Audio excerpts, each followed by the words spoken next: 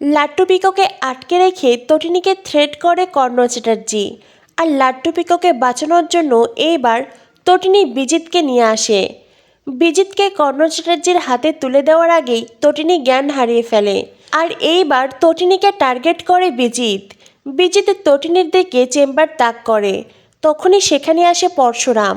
বন্ধুরা, পরশুরাম ধারাবাহিকের আজকের পর্বে দেখানো হয়েছে তটিনী লহরী ম্যামকে কল করে। তটিনীর কল পেয়ে লহরী ম্যাম বলেন, এ কি মিসেস গাঙ্গুলি, আপনি আমাকে কল করেছেন? আমি তো শুনেছি আপনি হসপিটালে। তটিনী জানায়, হ্যাঁ ম্যাম, আমি হসপিটালে। ম্যাম, আমি খুব নিরুপায় হয়ে আপনাকে কল করেছি। আমার বরকে পুলিশ থানায় নিয়ে গেছে। আমার বাচ্চাদেরকে এখন স্কুল থেকে ছাড়বেন না। প্লিজ ম্যাম, ওদেরকে স্কুলে নিতে যাওয়ার কেউ নেই। ওদেরকে আপনার কাছেই রাখুন। এটা শুনে লহরী ম্যাম বলেন, আপনার বরকে থানায় নিয়ে গেছে মানে? তখনই তটিনী জানায়, আমার ওপরে হামলা হয়েছিল। এটা শুনে লহরী ম্যাম বলেন, কে করেছে? তটিনী বলে, আমি জানি না ম্যাম, সত্যিই আমি কিচ্ছু জানি না। লহরী ম্যাম বলেন, আপনি না জানলেও আমি আন্দাজ করতে পারছি। তটিনী বলে, কি ম্যাম? লহরী ম্যাম বলেন, শিবপ্রসাদ গাঙ্গুলি আর তটিনীর ওপরে যখন হামলা হয় তখন কার নামটা ভেসে আসে? কর্ণ চ্যাটার্জি। আমার বিশ্বাস কর্ণ চ্যাটার্জি এটা করেছে। এই বলে লহরী ম্যাম কল কেটে দেয়। এরপর দেখানো হয় লহরী ম্যাম কর্ণ চ্যাটার্জির বাড়িতে আসে। কর্ণ চ্যাটার্জি লহরী ম্যামকে বলে, এ কি তুমি এখানে? তুমি এতদিন পরে আবার এই বাড়িতে ফিরে এসেছো আমাকে অপমান করতে নাকি? লহরী ম্যাম কর্ণ চ্যাটার্জিকে বলে, না, আমি তোমায় অপমান করতে আসিনি, তোমাকে বাস্তবতা শিখাতে এসেছি।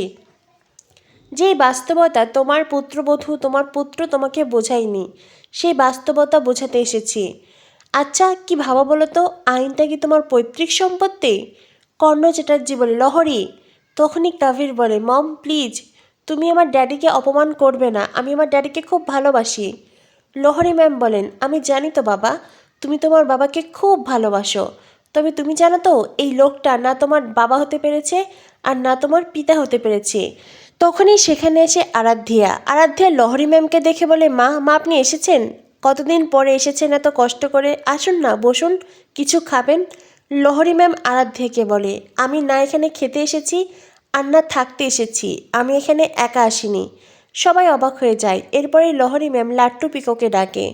লাট্টু পিকোকে দেখে কর্ণ চ্যাটার্জি অবাক হয়ে যায়, যেন মেঘনা চাইতেই বৃষ্টি পেয়েছে সে। অন্যদিকে লহরী ম্যাম বোকার মতো কাজ করলো। কর্ণ চ্যাটার্জির মতন খারাপ একজন লোকের কাছে লাট্টু পিকোকে নিয়ে এসেছে। যদিও লহরী ম্যাম বুঝতে পারেননি কর্ণ চ্যাটার্জির মনে অন্য পরিকল্পনা হবে। যাই হোক, লহরী ম্যাম লাট্টু পিকোকে আনতেই কর্ণ চ্যাটার্জি বলে, এ কি তুমি ওদেরকে এখানে এনেছো কেন? তখনই লহরী ম্যাম বলেন, ওদের মা তটিনী গাঙ্গুলি সে এখন হসপিটালে ভর্তি। আর অন্যদিকে শিবপ্রসাদ গাঙ্গুলিকে পুলিশ থানায় নিয়ে গেছে। আর আমি জানি এই সব কিছুর পেছনে তুমি আছো, তুমি বিজিতকে পাওয়ার জন্য এই সব কিছু করছো, তাই না? বিজিতের মতন একজন ক্রিমিনালকে পেতে চাইছো আর আয়ুষের সাথে বিয়ে দিতে চাইছো।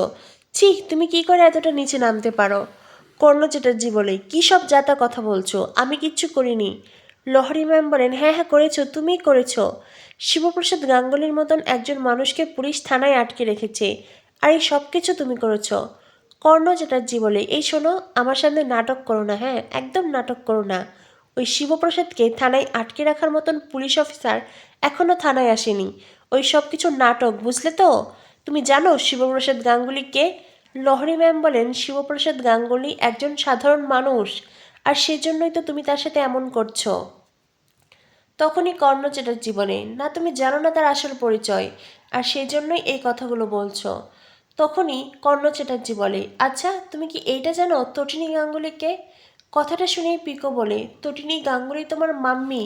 এরপরেই পিকো কাবিরকে বলে, ছোট মেশো, তুমিই বলো না, প্রিন্সিপাল ম্যাম যেমন তোমার মাম্মি, মাম্মির কি আলাদা কোনো পরিচয় হয়? তবে তোমরা আমার মাম্মির সম্পর্কে এসব কথা কেন বলছো? আর আমার মাম্মিকে তোমরা কেন হামলা করেছিলে? লাট্টু তখন পিকোকে শান্ত হতে বলে। লাট্টু পিকোকে বলে, দিভাই দিভাই এদের সাথে কথা বলিস না দিভাই, এরা ভালো মানুষ নয়, এরা তো দুষ্টু লোক, এরা সবাই দুষ্টু, আর এটা তো রাক্ষস দাদু, এই লোকটা রাক্ষস দিভাই। তখনই কর্ণ চ্যাটার্জি লাট্টুকে ধমক দেয়, চুপ করতে বলে। লাট্টু বলে, তুমি জানো না বাচ্চাদের সাথে এভাবে কথা বলতে নেই, তুমি তো খারাপ মানুষ, তুমি তো আমার মাম্মিকে মেরেছিলে, আমার সবটা মনে আছে। তুমি আমাকেও তুলে নিয়ে গিয়েছিলে, আমার সামনে চেম্বার ধরেছিলে। তুমি জানো না ছোট্ট বেবিদের সামনে চেম্বার ধরতে নেই?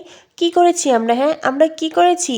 কেন তুমি আমাদের সাথে এমনটা করো? আমরা তো আমাদের মাম্মি আর পাকে ভালোবাসি, আমরা তো কোনো অন্যায় করিনি। তবে তুমি কেন আমাদের সাথে এমনটা করো? লাট্টু খুব কাঁদতে থাকে।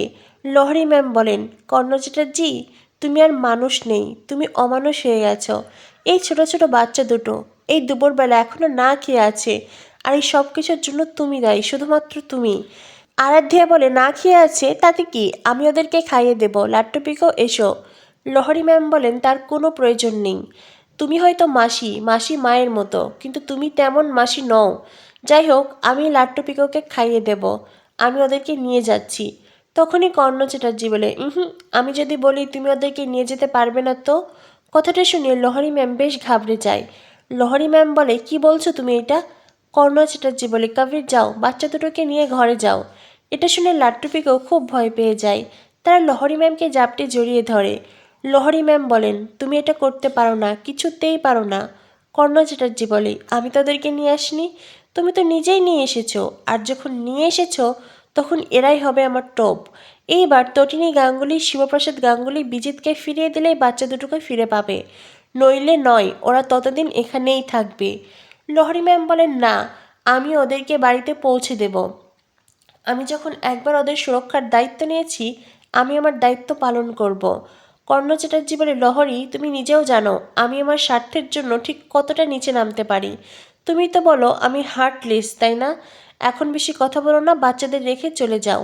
লহরী ম্যাম তো বাচ্চাদের কিছুতেই একলা ছাড়বে না, আর কর্ণ চ্যাটার্জির মতো নরপিশাচের কাছে তো একদমই নয়। কিন্তু কবির তখন বাচ্চা দুটোর হাত শক্ত করে ধরে। লাট্টু পিকো ব্যথায় ছটফট করে, কবিরের হাত ছাড়াতে চেষ্টা করে, কিন্তু না, কবির আরাধ্যে তারা বাচ্চাকে ধরে রেখেছে।